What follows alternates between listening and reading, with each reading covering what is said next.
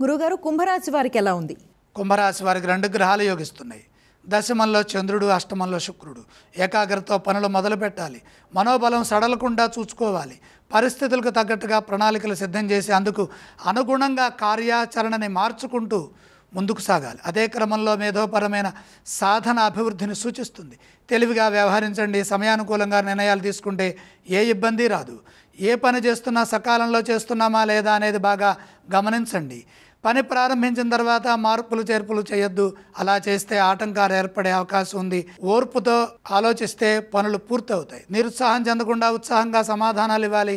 వ్యాపారంలో కూడా ఆశయాలకు తగ్గట్టుగా ఎందుకు చేస్తున్నాము, ఎందుకు చేయాలి అనే దాంట్లో స్పష్టత వస్తే కార్యాలు పూర్తవుతాయి.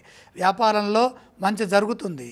కార్యసిద్ధి లభించేంత వరకు నిరంతర సాధనతో మన లక్ష్యాలను పూర్తి చేసుకుంటే ఆర్థిక అంశాలు కూడా బాగుంటాయి. అలాగే కాకుండా ధనాన్ని పొదుపుగా వాడుకునే నైపుణ్యం కూడా పెరుగుతుంది. లేకపోతే మొహమాటం వల్ల రుణ సమస్యలకు అవకాశం పెరుగుతుంది.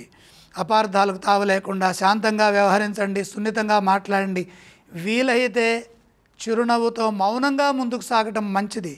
ఉద్యోగంలో బాధ్యతాయుతమైన ప్రవర్తన మేలు చేస్తుంది. మీ ధైర్యం మిమ్మల్ని కాపాడుతుంది. ఈ రాశి వారు ఏ స్తోత్రాన్ని పఠించాలంటారు? కుంభరాశి వారు నవగ్రహ ధ్యాన శ్లోకాలు తప్పనిసరిగా చదువుకోవాలి. కుంభరాశి వారు ఏ ఆలయాలను సందర్శిస్తే శుభ ఫలితాలు కలుగుతాయి? నవగ్రహాలని దర్శించాలి. గురుగారు, కుంభరాశి వారు ఏవేవి దానం చేయాలంటారు? నవధాన్యం అగ్నిహోత్రుడికి సమర్పించండి.